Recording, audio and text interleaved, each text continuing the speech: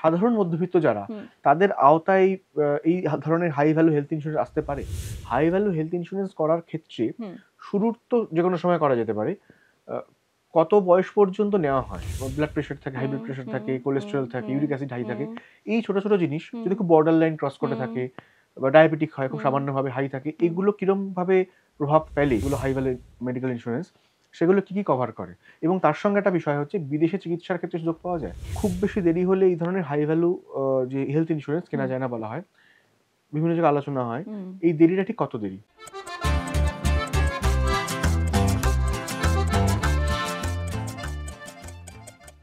বিপদ বলে কই আসে না। আমার আপনার পরিবারের কোনো সদস্যের যদি শরীর খারাপ হয়, তাহলে কিন্তু আমরা হেলথ ইন্স্যুরেন্সের উপর ভরসা করি। চিকিৎসার খরচ এখন যা বেড়েছে, তাতে ৫-১০ লাখ টাকার ইন্স্যুরেন্স কিন্তু কোনো কাজেই লাগছে না। তাহলে কি করব? হাই ভ্যালু হেলথ ইন্স্যুরেন্স কিভাবে করা যায়? প্রিমিয়াম কেমন হয়? এবং তার শর্তগুলো কি? এগুলো আমাদের জানতে হবে। সেই জানার জন্যই আজকে সঞ্চয় সময়ের এই এপিসোডে আমাদের সঙ্গে রয়েছেন ফিন্যান্সিয়াল এক্সপার্ট এবং ইন্স্যুরেন্স অ্যাডভাইজার শর্বাণী সাধু দাস। নমস্কার শর্বাণীদি। সঞ্চয় সময়ের এপিসোডে আপনাকে স্বাগত। থ্যাংক ইউ সো এবং মাচ। হেলথ ইন্স্যুরেন্স নিয়ে তো কথা হচ্ছে। হেলথ হুম। ইন্স্যুরেন্স নিয়ে বহু আলোচনা হয়। কোভিড পিরিয়ড আমরা দেখেছি।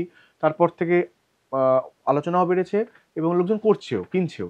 কিন্তু হাই ভ্যালু হেলথ ইন্স্যুরেন্স এই বিষয়টা তো আলোচনা সেই অর্থে আলাদা করে কম হয়েছে। হুম। যেমন হুম।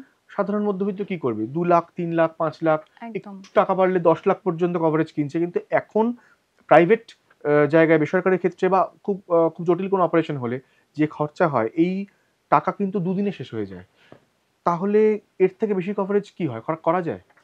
একদমই করা যায়। দেখো হাই ভ্যালু আ কেন আমরা এত বেশি ইম্পোর্টেন্ট আমাদের কাছে? কারণ তুমি যেটা বললে যে আজকের দিনে দাঁড়িয়ে আফটার কোভিড বিশেষ করে আমাদের মেডিকেল এক্সপেন্সেস অনেক হাই হয়ে গেছে। যে জিনিসটা আগে হয়তো আমাদের ৳১০ য় হতো সেটাই আজকে ৳২০ লাগছে। তো আমাদেরকে সেই মতন করে নিজেদেরকে রেডি রাখতে হবে। তাই হাই ভ্যালু ইন্সুরেন্স বলতে আমরা মোটামুটি 50 lakhs থেকে স্টার্টিং বুঝি যেটা আপ টু 3 crore পর্যন্ত কভার করতে পারে। মোর অর লেস 3 crore পর্যন্ত কভার করতে পারে। এবার এই হাই ভ্যালু ইন্সুরেন্স এর ক্ষেত্রে কি হয়? আমাদের শুনে অনেক সময় মনে হয় ৫০ লাখ টাকার কভারেজ দ্যাট মিনস আমার হয়তো বিশাল কিছু একটা প্রিমিয়াম পড়বে। এটা কিন্তু অ্যাকচুয়ালি তা নয়।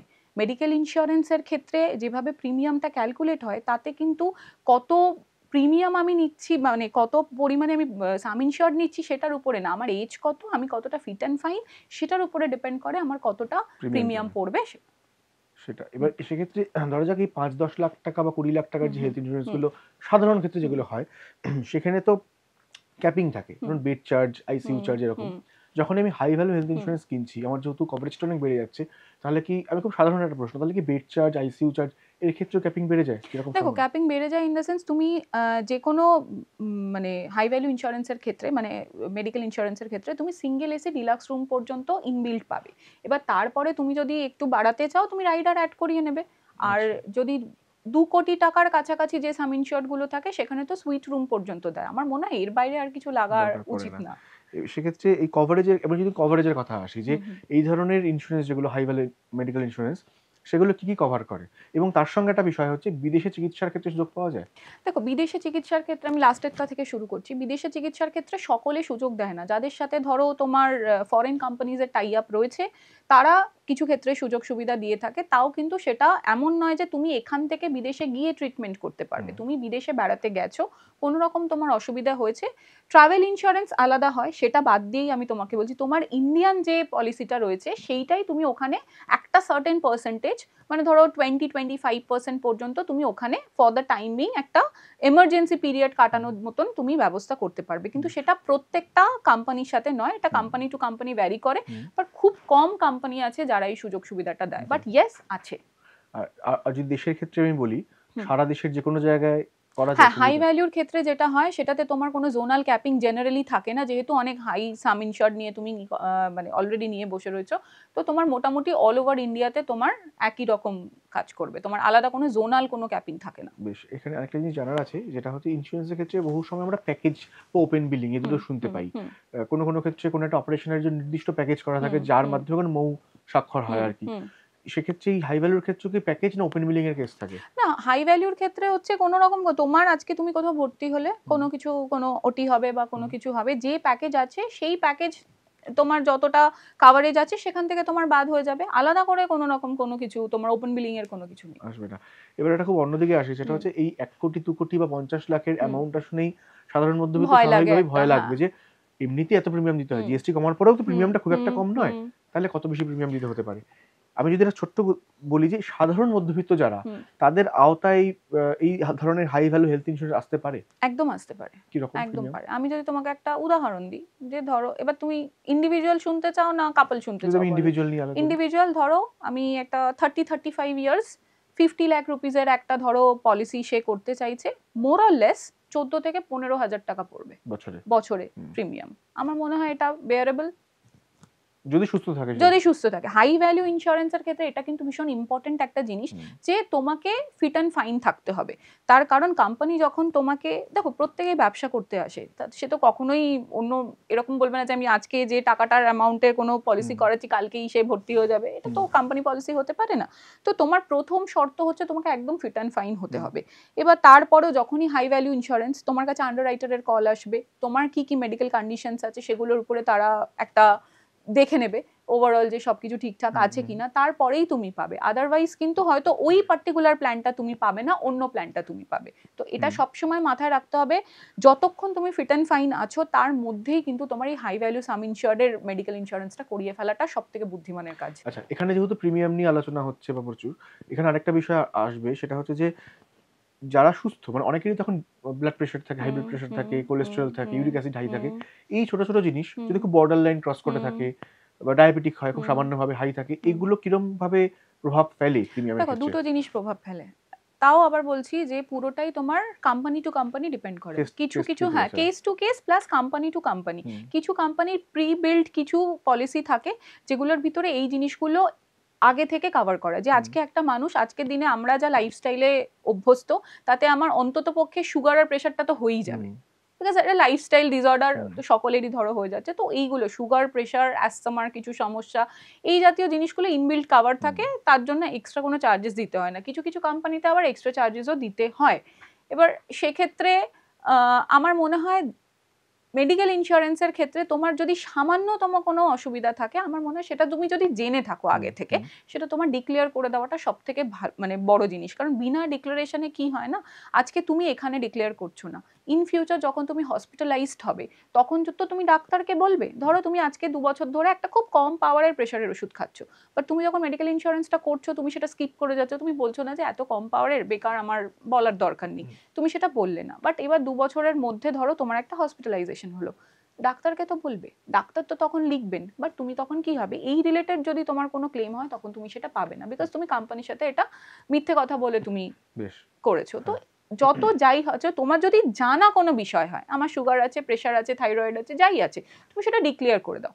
কি হবে, ম্যাক্সিমাম তোমার একটু লোডিং আসবে, তার বেশি কিছু তো হবে না, বাট তোমার ক্লেমটা একদম সেটেল হবে, দিতে সেটুকু পারবে। তুমি ভরসা রাখতে পারো। আর এক্ষেত্রে যদি বলি যে এই ধরনের হাই ভ্যালু ইন্স্যুরেন্সের ক্ষেত্রে ওয়েটিং পিরিয়ড কিরম থাকে? মানে দেখো যে কোনো ইন্স্যুরেন্সের ক্ষেত্রে ওয়েটিং পিরিয়ড, কিছু স্পেসিফিক ডিজিজ থাকে যেগুলোর জন্য তোমার 2 বছরের ওয়েটিং পিরিয়ড থাকে, কারোর কারোর 3 বছরেরও ওয়েটিং পিরিয়ড থাকে। এইটা বাদ দিলে আজকে যদি আমি ইন্স্যুরেন্স করি, একটা প্রিলিমিনারি 30 ডেজের ওয়েটিং পিরিয়ড সকলেরই থাকে, 31 ডেজের ওয়েটিং পিরিয়ড থাকে, সেইটা কভার করিয়ে নিতে পারলে তোমার মোটামুটি আনপ্ল্যান্ড যা যা হসপিটালাইজেশন হবে সমস্ত কিছু তোমার কাভার থাকবে। এবার কিছু স্পেসিফিক ডিজিজ থাকে, যেমন ধরো হার্নিয়া থাকে, ক্যাটারাক্ট থাকে, আরও আছে 17-18টা এরকম ডিজিজ থাকে, সেইগুলোর জন্য তোমাকে 2 বছর বা 3 বছরের একটা ওয়েটিং পিরিয়ড থাকবে। আর একটা কথা, ধরো কারোর হাইপার টেনশন আছে, আর ভালো রকম আছে, এবার এই হাইপার টেনশনের জন্য আমার একটা, ওটা আমার প্রি এক্সিস্টিং ডিজিজ যেটাকে আমরা শর্টে পিইডি বলে থাকি, এটা আমার 2 বছরের একটা ওয়েটিং থাকবে। আমি যদি চাই যে আমি এই 2 বছরের ওয়েটিংটাকে 1 বছর বা 3 মাসে বা 1 মাসে নামিয়ে আনতে পারি, কিছু কিছু কোম্পানি আছে তারা এই ফেসিলিটিটাও প্রোভাইড করে থাকে। তার জন্য যেটা দিতে হয়, তোমাকে একটা এক্সট্রা চার্জেস দিতে হয়, যেটাকে রাইডার হিসাবে অ্যাড করা হয়। তাতে কি হবে, তোমার যে রিস্কটা তুমি 2 বছর ধরে তোমাকে টানতে হতো, সেটা তুমি 3 মাসে নামিয়ে নিয়ে আসতে পারবে। তো 3 মাস কেটে যাওয়ার পরে এই রিলেটেড যে কোনো হসপিটালাইজেশনে কোম্পানি তোমাকে ক্লেমটা দিয়ে দেবে। এবার একটা যদি কেস স্টাডির ক্ষেত্রে আসি, প্রিমিয়াম নিয়ে একটু আগে আলোচনা হলো, কথা হলো, একটা উদাহরণও পাওয়া গেল। যদি খুব একটা মধ্যবিত্ত ফ্যামিলিতে 35 থেকে 40 বছরের দম্পতি, আচ্ছা, তাদের সন্তান রয়েছে, এক সন্তান ধরে নিচ্ছি, সেক্ষেত্রে 3 জনের ক্ষেত্রে যদি 50 লাখ টাকার একটা তারা ফ্যামিলি ফ্লোটার। ফ্যামিলি ফ্লোটার বা কভারেজ ওয়ালা খরচ নিতে চান, তাহলে তাদের অ্যাভারেজ, আমি বলছি খুব সাধারণ একটা বিষয়, ফিট অ্যান্ড ফাইন অ্যাভারেজ মানুষ যদি হয় এই তিনজন, তাহলে মোটামুটি ধরো 32 থেকে 35 হাজার টাকার কাছাকাছি অ্যানুয়ালাইজড একটা বছরে প্রিমিয়াম প্রিমিয়াম আসবে। থাকবে।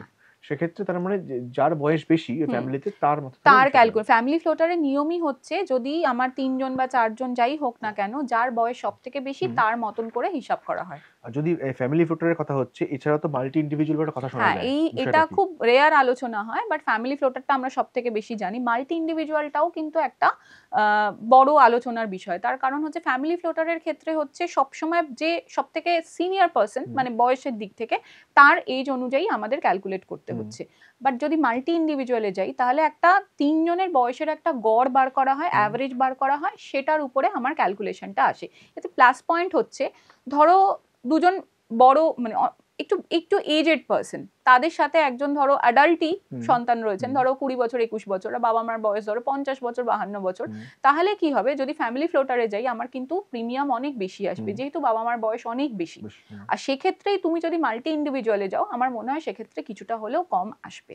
আরও একটা জিনিস আমি অ্যাড করব, সেটা হচ্ছে ফ্যামিলি ফ্লোটারের ক্ষেত্রে তুমি যে সাম ইনশিওরটা নেবে সেটা 3 জনের জন্য সাম ইনশিওর হবে। লাইক যদি আমি 50 lakhs-এর ফ্যামিলি ফ্লোটার নিই, বাবা মা আর বাচ্চা, তারা 3 জনের মিলিতভাবে হচ্ছে তোমার 50 লাখ টাকাটা ইউজ করতে পারবে। বাট তুমি যদি মাল্টি ইন্ডিভিজুয়াল নাও, তাহলে ইন্ডিভিজুয়ালি 50 লাখ করে পাবে।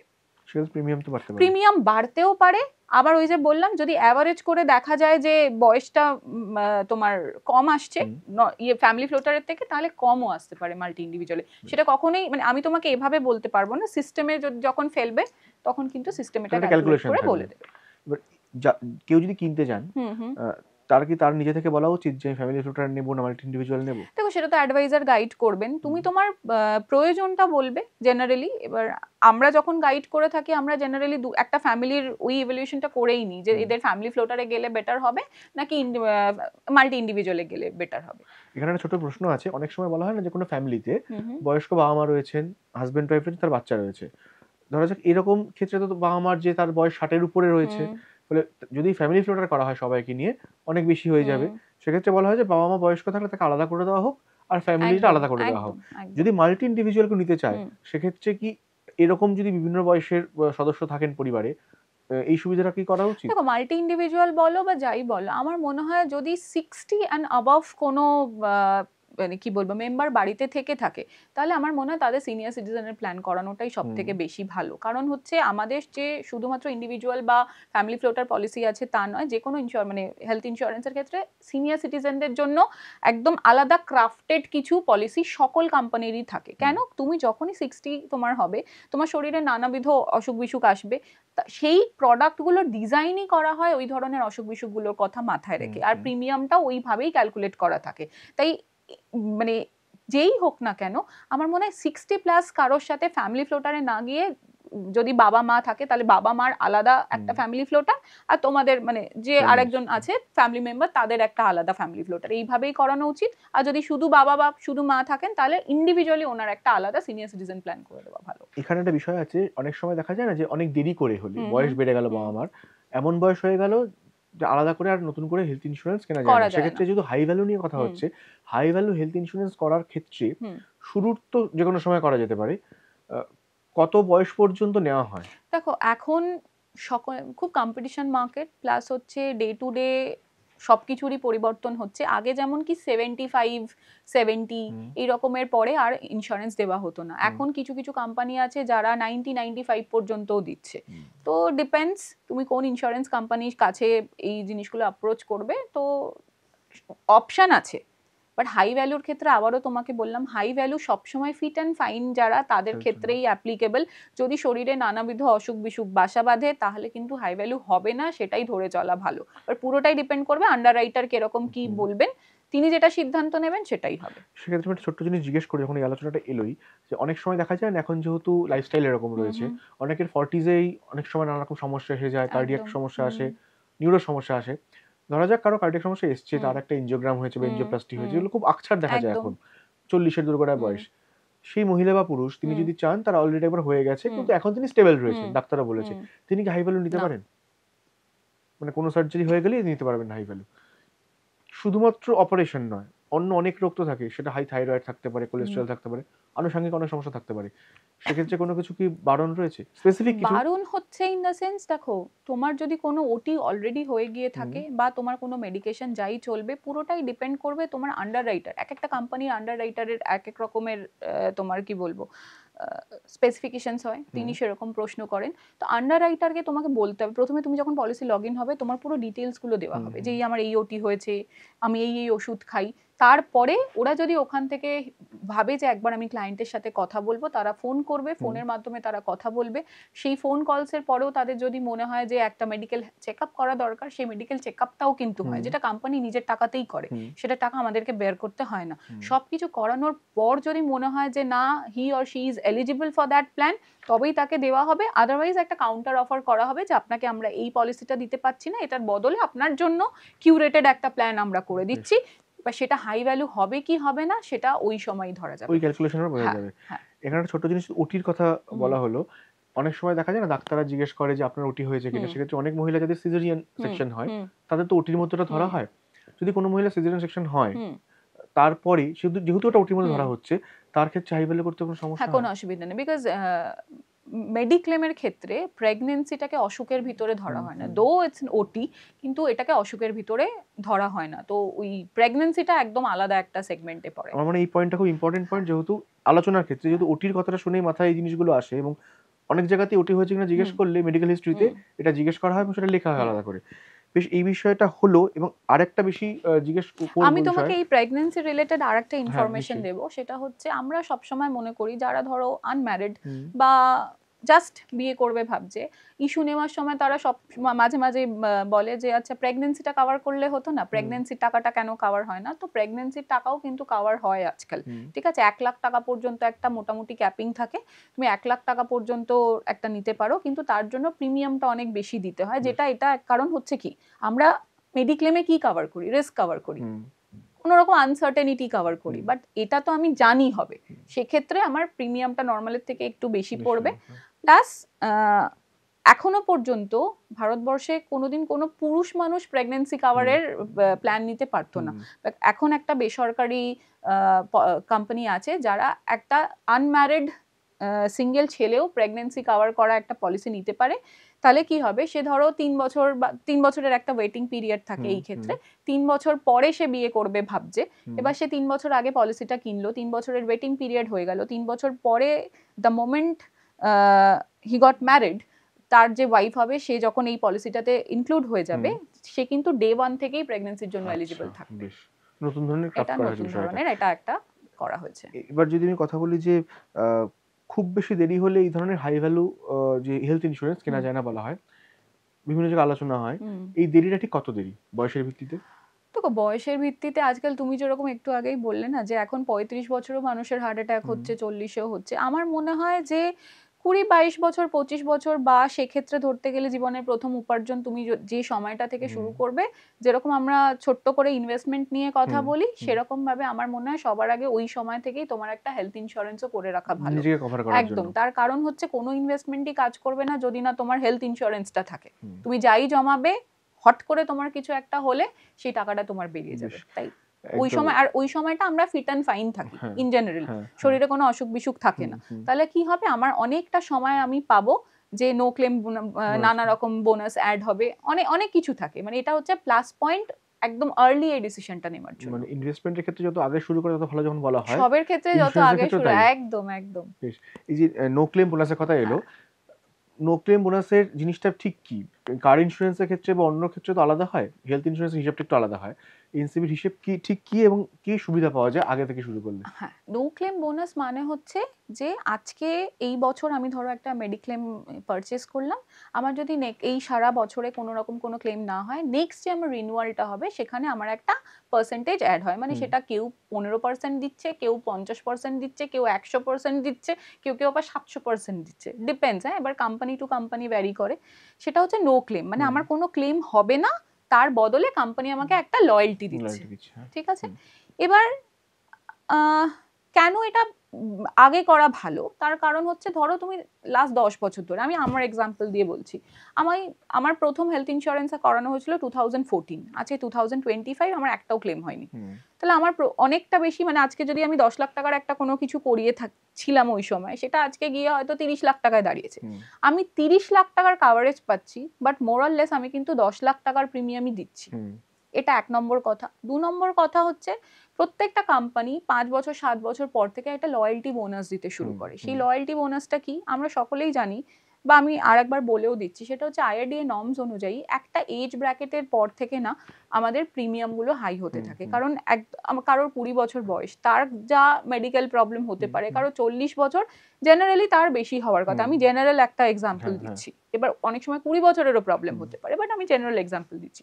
তাই ধরো তোমার 20 বছর, 35 বছর, 45 বছর, 55 বছর, এরকম এজ ব্র্যাকেটে গিয়ে গিয়ে না আমার প্রিমিয়ামগুলো চেঞ্জ হতে থাকে। এবার যখন কি হবে, আমার একটা লয়্যালটি বোনাস অ্যাড হবে, তখন এই প্রিমিয়ামগুলো যে অ্যামাউন্টে বাড়ছে সেই লয়্যালটি বোনাসের সাথে সেটা ব্যালেন্স হয়ে যায়। সেক্ষেত্রে দেখা যায় হয়তো আমার বাড়ার কথা ছিল 5,000 টাকা, সেখানে আমার এই ব্যালেন্সটা হয়ে হয়তো 3,000 টাকা বেড়েছে বা 2,000 টাকা বেড়েছে। তো এই একটা সুবিধে পাওয়া যায়।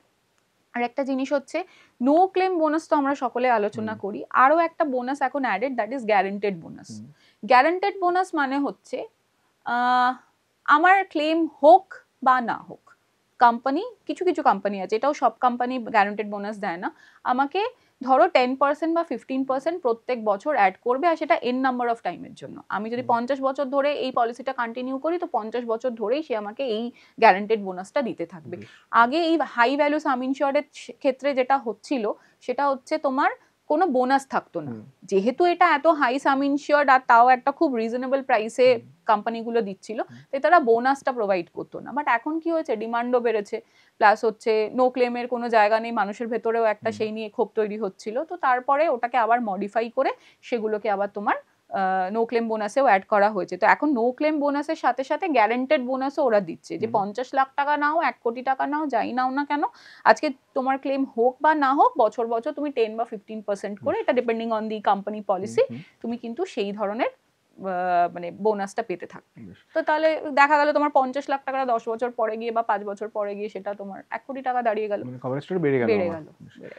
এই তো পুরো বিষয়টা আলোচনা হলো। একদম শেষে আমি জিজ্ঞেস করব, হেলথ ইন্স্যুরেন্স যারা বেচে, অনেকে আমরা জানি, এখন ইন্টারনেটে তুললে তো সবাই জানে, কিন্তু এই হাই ভ্যালু হেলথ ইন্স্যুরেন্স কারা বিক্রি করে, বা কেউ যদি খুঁজতে চান, তিনি কোন কোন নামগুলো মাথায় রাখতে পারবেন?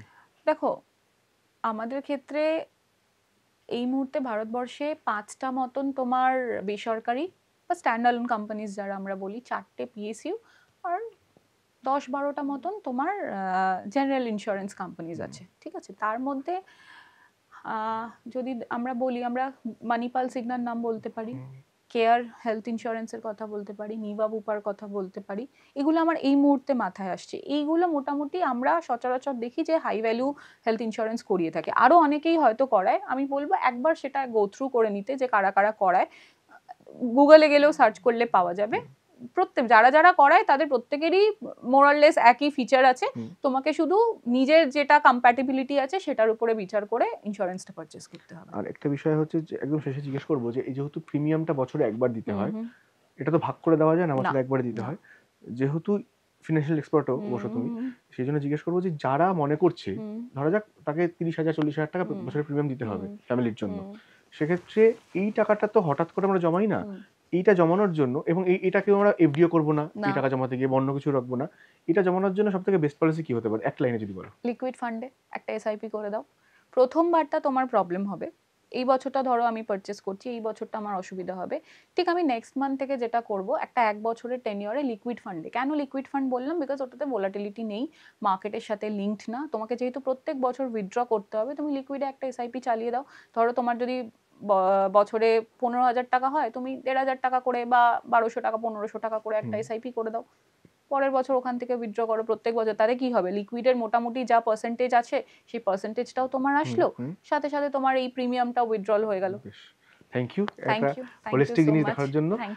এতক্ষণ ধরে আমরা সেটা বুঝলাম যে যদি শরীর খারাপ হয় তাহলে তো হেলথ ইন্স্যুরেন্স দরকার ঠিকই, কিন্তু 5 লাখ 10 লাখ নয়। আমরা যদি প্ল্যান করি এবং ঠিকমতো বুঝে যাই, তাহলে কিন্তু 50 লাখ বা তার বেশির কভারেজেও খুব অল্প টাকায় নিতে পারবো।